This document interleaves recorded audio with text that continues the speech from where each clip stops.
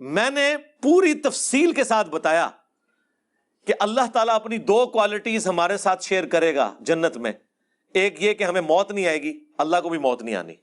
دوسرا کن فیکون، جو اللہ خواہش کرتا ہے وہ ہو جاتا ہے، ہم بھی جو خواہش کریں گے وہ ہو جائیں گی. یہ دو چیزیں ایسی ہیں جو اللہ جنت میں ہمارے ساتھ شیئر کرے گا. ہم اس اللہ سے کیوں نہ محبت کریں کہ جس نے چند سالوں کی زندگی کے عوض ہمیں ہمیشہ کی زندگی دے دی ہے جہاں ہمارا حکم چلے گا. اور اس پہ میں نے ایک ٹرم ڈیوائز کی تھی، منی گاڈ، اور میں نے اپنے ساتھ بولا تھا یہ گاڈ ان معنوں میں نہیں لے رہا کہ وہ جو معبود اور عابد والا معاملہ ہے، یہ مخلوق کے معنوں میں لے رہا ہوں، اس کوالٹی کے پوائنٹ آف ویو سے.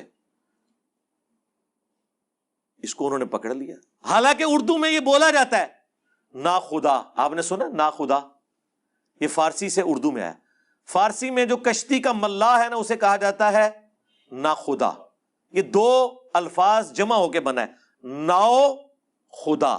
ناؤ کہتے ہیں کشتی کو، خدا کہتے ہیں اس کے چلانے والے کو. تو یہ پھر اس کا ایک مختصر لفظ بن گیا نا خدا. جس طرح منگول تھا، عربی چونکہ گاف نہیں بولتے، وہ مغول کہتے تھے، وہ کرتا کرتے مغل بن گیا. ہم مغل ہیں، منگولوں کی اولاد ہے. لفظ تھا منگول، مغول ہوا، پھر مغل بن گیا. عبد القادر جیلانی بولا جاتا ہے عربی میں، لفظ ہے گیلانی. چونکہ عربی میں گاف نہیں ہوتی اس لیے انہوں نے جیم لگا لی. ٹھیک ہے، پاکستان کو باکستان کیونکہ پے نہیں ہوتی. یہاں پہ بھی ناؤ خدا مختصر کر کے بن گیا نا خدا. ادھر کبھی کسی نے نہیں کہا کہ آپ کشتی کے ملاح کو خدا کہہ رہے ہیں، گویا کہ اس کی عبادت ہوتی ہے. نہ، سب کو پتا تھا یہ خدا ان معنوں میں نہیں ہے. جس طرح اللہ اس کائنات کا نظام چلا رہا ہے وہ اس کشتی کو چلا رہا ہے. اور میں تو ساتھ کہہ رہا ہوں خالق اور مخلوق کا فرق بار بار ریپیٹ کر رہا ہوں. اس سے بڑھ کر ان کے سارے صوفیاء دیوبندیوں اور بریلویوں کے بابوں نے، جن میں سے بعض کی تعریف وہابی اہل حدیث بھی کرتے ہیں، وحدت الوجود کا عقیدہ جب بیان کیا اور ان کے اوپر اعتراض شروع ہوا تو انہوں نے کہا نہیں وحدت الوجود کا آپ مطلب غلط سمجھیں. بھی جب مطلب سیدھا سیدھا ہے وحدت الوجود، کائنات میں وجود ایک ہے، باقی اور کوئی وجود نہیں، یعنی ہم بھی جو کچھ ہیں یہ بھی اللہ کے وجود کا حصہ ہے، نعوذ باللہ. تو انہوں نے کہا نہیں آپ صوفیاء کے اوپر خام خواہ الزام لگا رہے ہیں.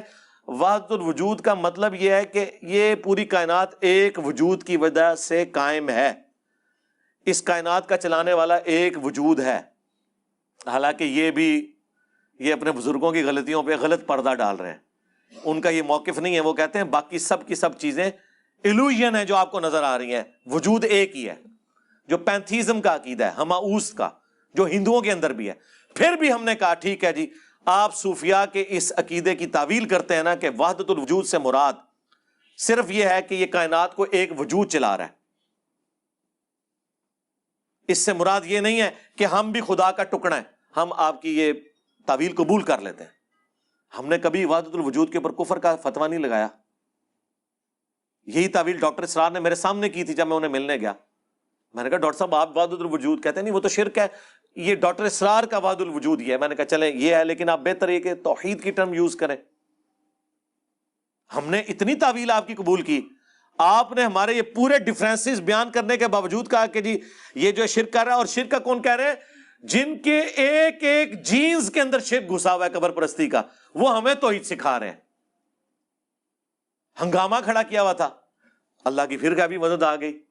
مفتی سعید صاحب جنہوں نے عمران خان صاحب کا نکاح بھی پڑھایا ہے ہر دفعہ، وہ بنی گالا میں ہی ہیں، وہیں پہ ہوتے ہیں وہ. مفتی سعید صاحب سے کسی نے وہ سوال کیا جنت میں کیا کچھ ہوگا، تو انہوں نے اسے سمجھ کہا کہ بھائی ہر ایک کی اپنی اپنی خدائیاں ہوں گی وہاں پہ. یا جنت میں وائی فائی ہوگا، سب کچھ ہوگا. بھائی کسی آدمی کے وہم و گمان میں بھی وہ چیزیں نہیں گزری جو اللہ اسے جنت میں دے گا. بھیا سب کی اپنی اپنی چھوٹی چھوٹی خدائیاں ہوں گی، اب اس سے زیادہ کیا چاہیے. بھیا سب کی اپنی اپنی چھوٹی چھوٹی خدائیاں ہوں گی، اب اس سے زیادہ کیا چاہیے. بھیا سب کی اپنی اپنی چھوٹی چھوٹی خدائیاں ہوں گی، اب اس سے زیادہ کیا چاہیے. اپنی خدائی ہوگی نا یہ ہو جائے یہ نہ ہو، اپنی خدائی ہوگی نا یہ ہو جائے یہ نہ ہو، اپنی خدائی ہوگی نا یہ ہو جائے یہ نہ ہو. انہوں نے ساروں کو ہی خدا بنا دیا. ٹھیک ہے، وہی جملہ جو میں نے بولا تھا، اب ساروں کو سانپ سونگا ہوا ہے.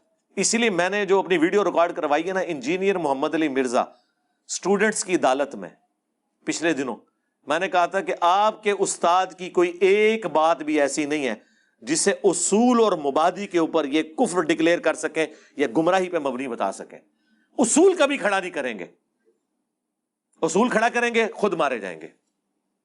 اس لیے ہم کہتے ہیں پہلے اصول کھڑا کرو، اس پہ شرعی حکم کیا لگتا ہے یہ بات کرنے کے اوپر.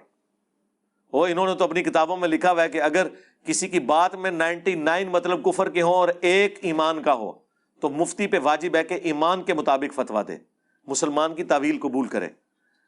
بس ساتھ یہ لکھنا بھول گئے سوائے انجینئر محمد علی مرزا کے.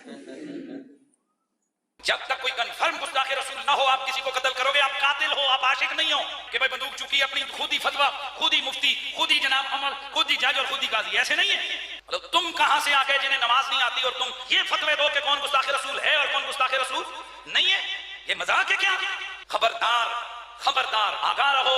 جس طرح توہین رسالت کے حوالے سے معاملہ خطرناک ہے اس طرح انسانی جان کے حوالے سے بھی معاملہ بڑا خطرناک ہے. 100 وجوہات کفر ہوں کسی بندے کی تعویل میں ایک وجہ اس کی ایمان والی آ جائے اسے مومن کنسیڈر کیا جاتا ہے. 100 وجوہات کفر ہوں کسی بندے کی تعویل میں ایک وجہ اس کی ایمان والی آ جائے اسے مومن کنسیڈر کیا جاتا ہے.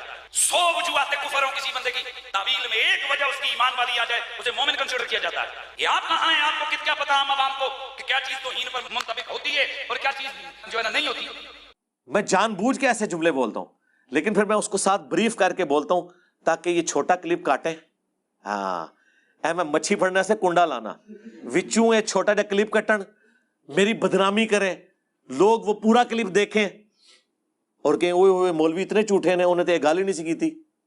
جس طرح وہ دیکھیں وہ ایک بٹ صاحب تبلیغی جماعت کے اللہ کا بندہ، بس وہ صرف ایک مقرر ہی ہے، انہیں بھی اپنا حصہ پایا ہے کہ وہ انجینئر کو دیکھو بیٹھ کے کیا کیا پتہ نہیں کیا کیا بولتا رہتا ہے. تنوں کی تو پتہ لگنا ہے، پوری زندگی تو فضائل مال پڑھی، نہ تو قرآن پڑھا نہ بخاری پڑھی، ٹھیک ہے. اور ساتھ میرے کلپ چلا دیے کہ انجینئر صاحب کہہ رہے ہیں کہ جی وہ آپ کے سامنے قرآن پڑھنا ایسے ہی ہے جیسے کوئی فرینچ میں گالیاں نکال رہا ہے تو اس نے قرآن کو گالیاں کہہ دیا. وہ انجینئر بنا ہوا کیا وہ محمد علی انجینئر، کبھی کوئی کہتا ہے میں انجینئر، کبھی کہتا ہے میں مولوی ہوں، پتہ نہیں تو ہے اس کو خود بھی پتہ میں کیا ہوں. کیا کیا فضول باتیں وہ کری جاتا ہے، وہ کری جاتا ہے.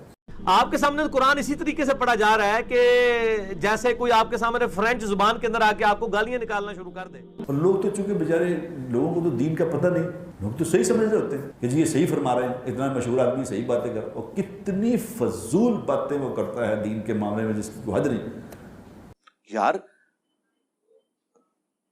کوئی آگے پیچھے بات ہوئی ہے، وہ میں نے ایک لطیفہ سنایا پنجابی کا اوریجنل کہ یہاں سے کچھ لوگ عرب ملکوں میں گئے اور جہالت کا یہ حال ہے ان کا کہ چونکہ عربی تو آتی نہیں ہے، عربیوں سے لڑائی ہوئی، انہوں نے پنجابی میں گالیاں دی، انہوں نے عربی میں گالیاں دی، اور واپسی پہ انہوں نے کہا کہ جی عربی تو اتنے اچھے ہیں کہ ہم گالیاں نکالتے تھے وہ آگے سے قرآن ہی سناتے تھے. ہم جس کو عربی نہیں آتی انہیں تھے کوئی بھی بات ہو رہی ہے. یہ میں نے لطیفہ سنانے کے بعد کہا کہ آپ کا بھی یار یہی حال ہے، یہاں پہ آ کے قرآن کوئی ترجمے سے سنائے تو تب ہی آپ کو پتہ چلے گا، ادروائز ایک عربی پڑھ رہا ہے یا کوئی گالی نکال رہا ہے فرینچ زبان میں آپ کے لیے تو برابر ہے. اب مجھے بتائیں اس جملے کا، اس پورے واقعے کا خالی وہ کلپ میں سے ایک حصہ کاٹ کے یہ کس کے ساتھ ظلم کر رہے ہیں؟ میرے ساتھ نہیں کر رہے سرکار، آپ تو بری طور پہ ناکام ہو چکے ہیں. یہ سب کچھ کرنے کے بعد فائدہ مجھے ہی ہوا ہے اللہ کے فضل سے، آپ کو نقصان ہوا ہے.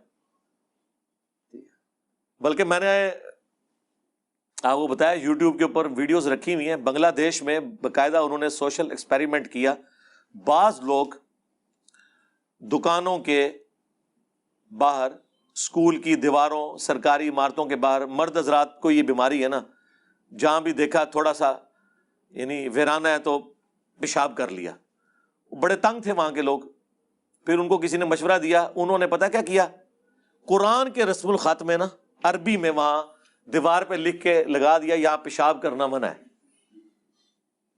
لکھا یہ ہوا ہے، عام آدمی سمجھ رہا ہے قرآن کی آیت لکھی ہوئی ہے.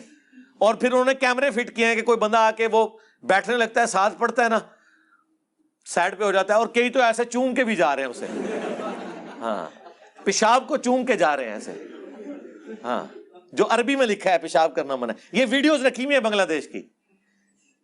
یہ انہوں نے ایک مدنی ٹیکنیک یوز کی ہے.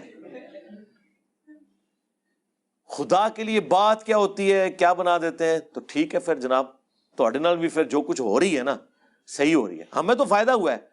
یہ ہمارے وہ جو میں نے کئی بار بتایا, یہ اینکر پرسن ہے عمران ریاض خان صاحب حافظہ اللہ تعالی من الجنت والناس, تو وہ کہہ رہے ہیں مجھے بھی آپ کے چھوٹے چھوٹے کلپ کسی نے بھیجے تھے. میں نے کہا یار بندہ پڑھا لکھا ہے, اس طرح کے بکواسات کیوں کر رہا ہے؟